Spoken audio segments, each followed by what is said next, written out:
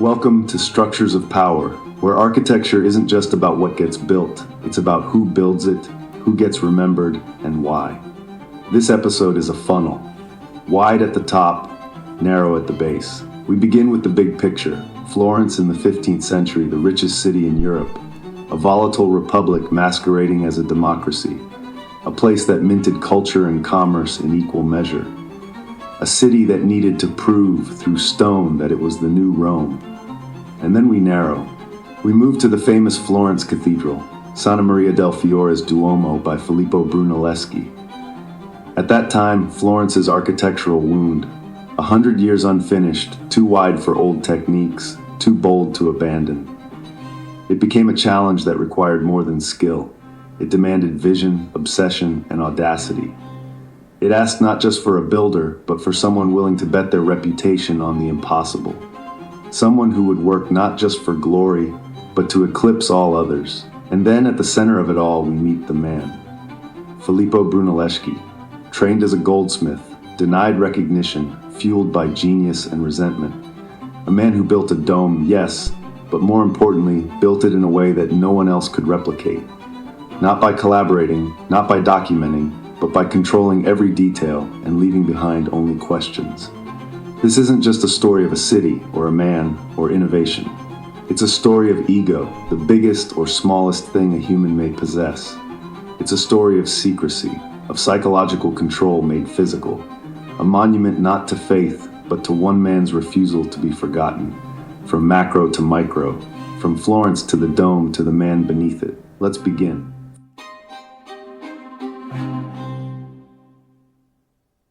Florence in the early 15th century was a crucible, a republic in theory, but in reality, a tightly controlled oligarchy dominated by merchant elites, where economic prosperity masked deep class divisions and political manipulation. The city-state was not only a hub for banking and international trade, but also a showcase of cultural ambition, a place where currency, power, and beauty all shared the same civic stage.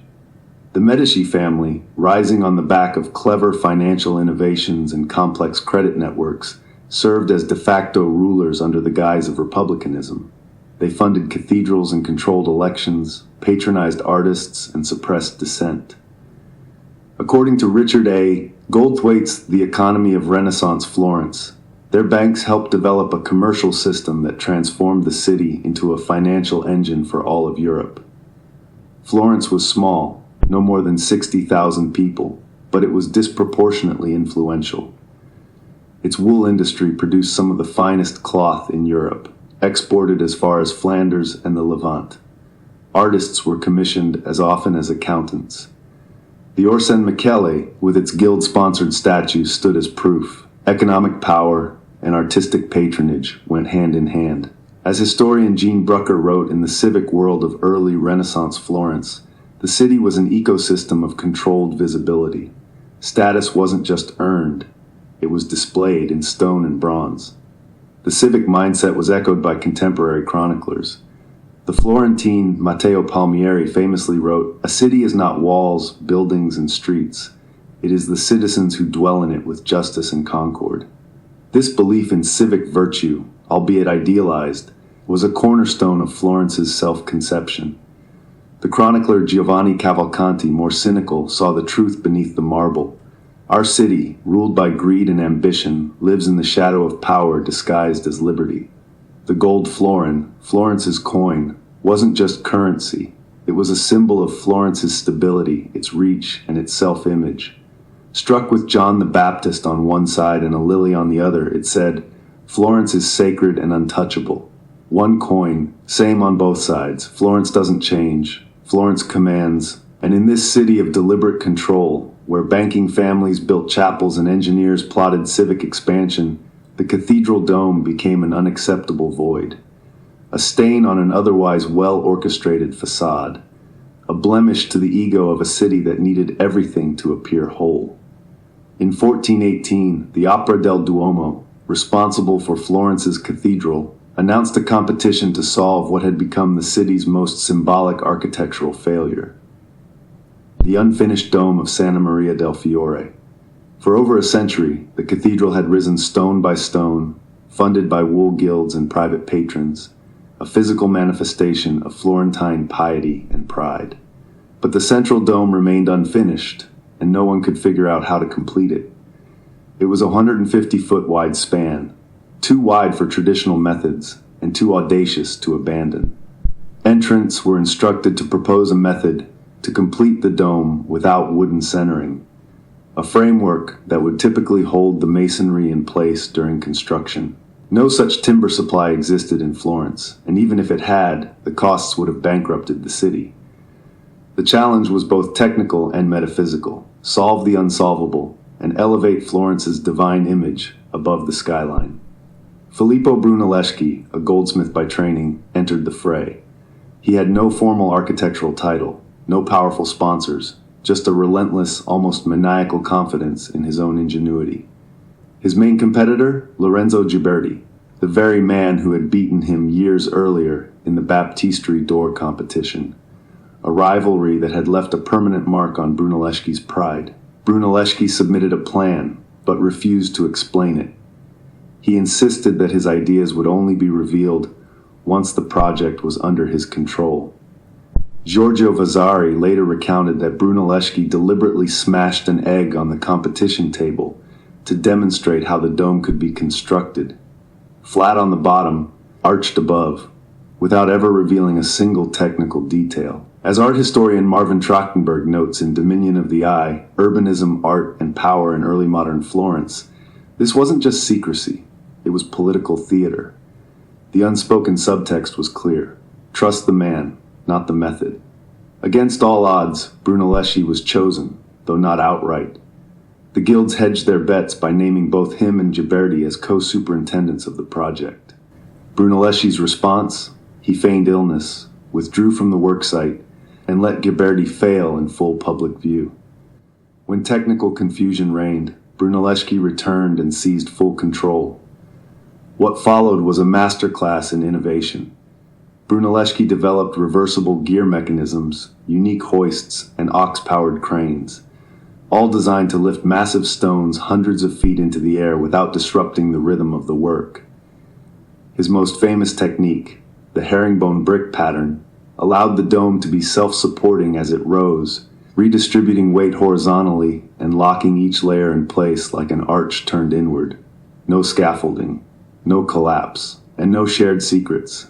He kept much of his process hidden, even from the masons working under him. As Ross King writes in Brunelleschi's Dome, this secrecy wasn't incidental, it was survival. If his rivals learned how he was doing it, they could claim authorship. If his methods were public, his genius would become municipal property. The project took 16 years. In that time, Brunelleschi defended his authority not just with skill, but with lawsuits, threats, and relentless control over every decision. As noted in Paolo Galluzzi's essay Brunelleschi in the World of Machines, his engineering drawings were destroyed or buried after construction. The machines were dismantled. The knowledge was locked in memory and legend. The dome was consecrated in 1436. It had risen without scaffolding, without precedent, and without loss of life. No one truly understood how it was done. It stood, massive, perfect, impossible, as both miracle and manifesto. The structure became the icon of Florence, but beneath it was the machinery of obsession, and a man who made silence into power. So who was Filippo Brunelleschi, really?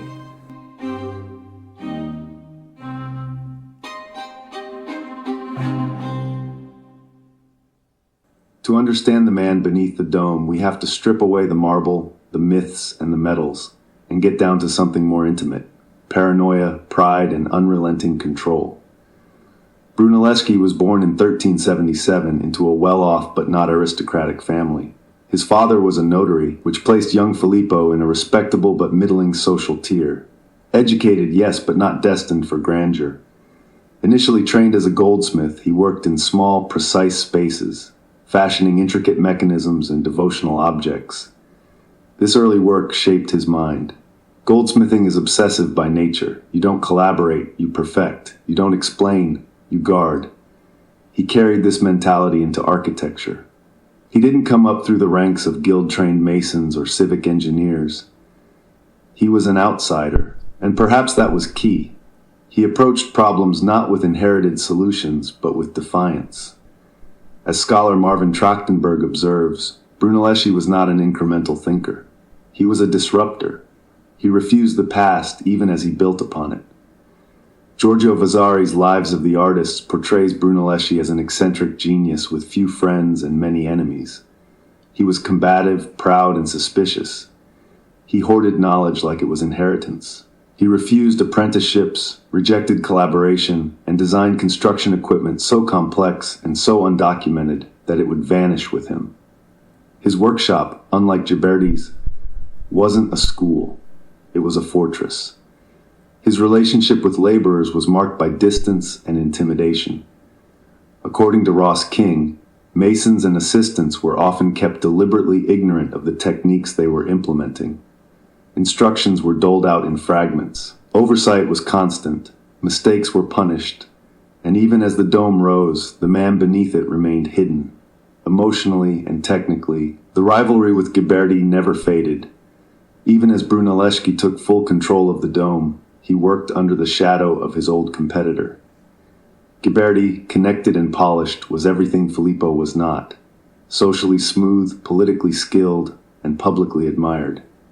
Filippo, meanwhile, operated in the shadows, but his was a shadow with teeth. Their personal tension is evident in period letters. In a 1420 letter from Matteo di Andrea de Pasti, an artisan working near the site, he notes, "Maestro Filippo growls like a dog when the name Ghiberti is spoken. The two men pass like ghosts, never acknowledging one another, though both command the same sight." Ghiberti, for his part, left behind his Commentarii, a 3-volume autobiography where he scarcely mentions Brunelleschi at all, a move many historians read as strategic erasure. As if by refusing to name him, Ghiberti could diminish him. Even civic documents hint at the rivalry. Meeting notes from the Opera del Duomo board frequently reference tension between the masters and cite delays and disruptions due to misunderstandings regarding execution of design. In a 1427 record, Brunelleschi requested full authority over the lifting machines and placement logistics, without interference or contradiction. Brunelleschi was also litigious. He filed lawsuits against those who infringed on his designs, including one over a stairwell. His desire for control extended beyond architecture and into reputation. He wanted not only to build, but to be seen as the only one who could build. His motto might as well have been, "If they can understand me, they can replace me." When his patron Giovanni di Bicci de' Medici died, Brunelleschi's political protection weakened, but his dome was already halfway complete, too monumental to pause. He pushed forward, deeper into secrecy. According to Galuzzi, the machines he invented for the dome were destroyed at the end of the project, not merely dismantled for parts. They were unmade, as if the process itself had to disappear so that only the result remained. He never married, never had children. He did not train a successor. His tomb, though finally honored beneath the cathedral, was modest. His name etched below the grandeur he authored but never shared. There's an almost tragic loneliness to his genius. He had no close confidants, no architectural school in his name, no written treatise to pass on his innovations. Unlike Alberti or Palladio, who wrote extensively to shape future generations, Brunelleschi chose silence. He let the dome speak, but even that was cryptic. His final years were spent in the shadows of his creation, not basking in its praise. In one of the few contemporary descriptions of his demeanor, a visiting diplomat from Ferrara wrote, "He walks the streets alone, often mumbling to himself, with eyes that do not meet yours." It's a small observation, but it captures something essential. His inwardness, his obsession, his distance from the very city he elevated. Even the decision to place his tomb beneath the cathedral was met with controversy. Some felt it improper, too bold, too self-serving. Others argued it was necessary, a final act of alignment between man and monument. In the end, his bones rest beneath the floor, but his soul seems fused into the dome above. But his reputation wasn't entirely self-forged. While he rejected collaboration, Florence couldn't ignore what he was building. The cathedral wasn't simply a feat of engineering. It was a kind of civic psychology made manifest. Just as Florence tried to control every thread of political and economic life, Brunelleschi tried to control every brick. One mirrored the other. Letters from younger artisans reveal another side, fear. In a surviving note from Benedetto di Maiano, the young sculptor describes his time on the dome's site. He would shout, and not with joy. His voice echoed like a commandment from God himself, and you obeyed as if your life depended on it. That might seem theatrical, until you remember that a single mislaid brick in that dome could have killed a dozen men. And yet those same men built it, day after day, for 16 years. Some must have hated him, but most respected him. They built his vision not because he was loved, but because he was right. That's the paradox of men like Brunelleschi. They don't lead by affection, they lead by gravity. You orbit them, whether you want to or not. They leave nothing behind but stone and rumor, and sometimes that's enough. He remains an enigma, even now. No letters in his own hand survive, no personal journals, no treatises. His most important invention, the ox-powered hoist, was never diagrammed by him. We reconstruct it through guesswork and reverent speculation. His machines are gone, but the dome remains. It always will.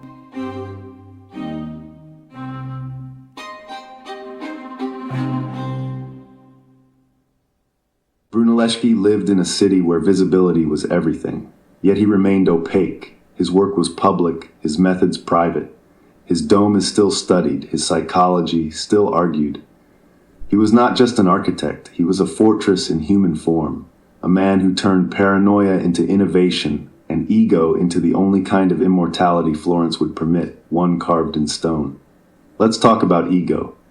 Not in the modern self-help sense, but in its rawest Renaissance form.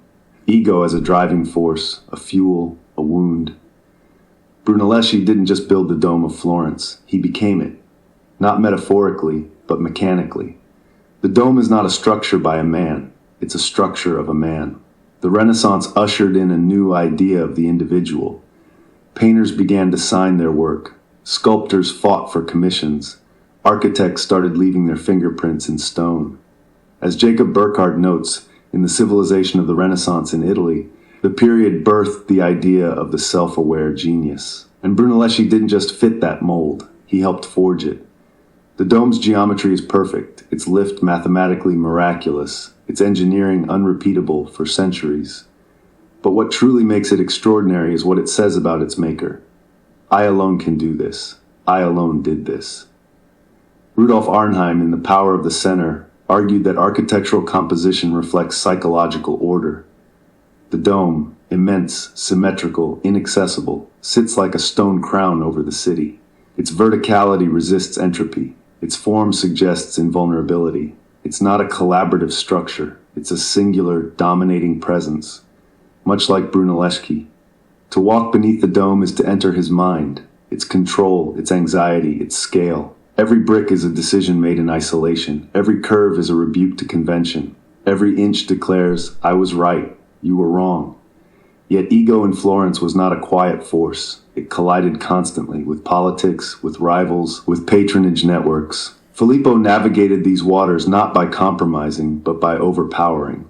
As Peter Murray notes in The Architecture of the Italian Renaissance, he refused to be bound by traditional methods, even when they made construction easier. Why? Because they weren't his. Even in death, he tried to dominate the narrative.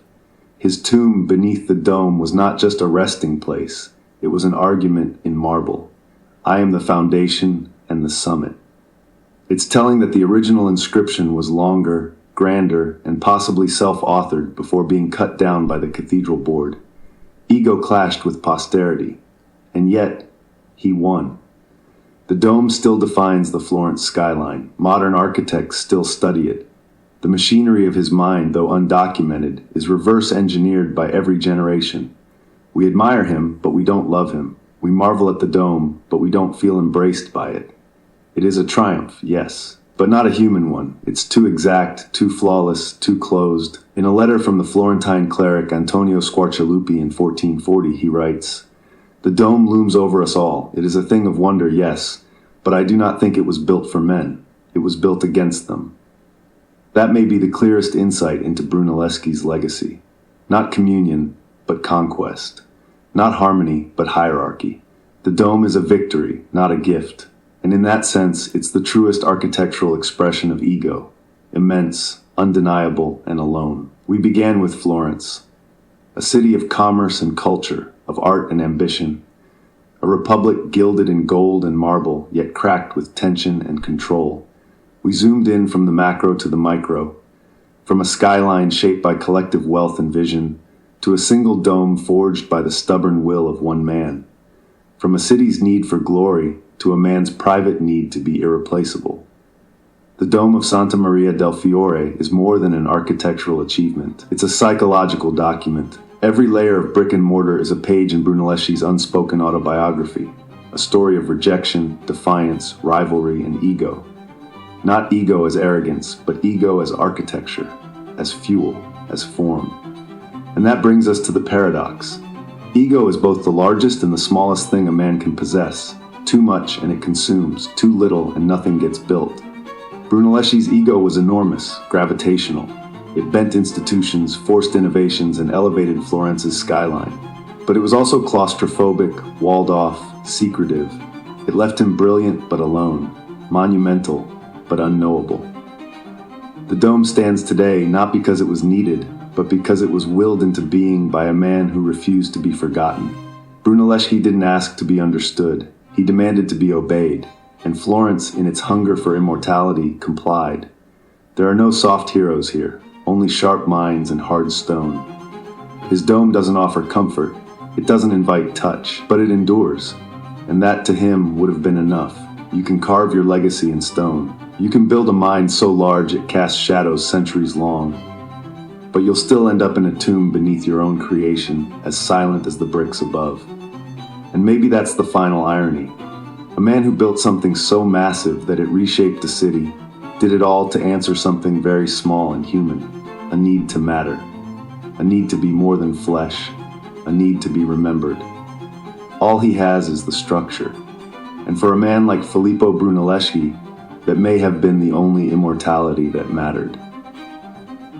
Thank you for listening to this week's Structures of Power episode. Be sure to tune in next week.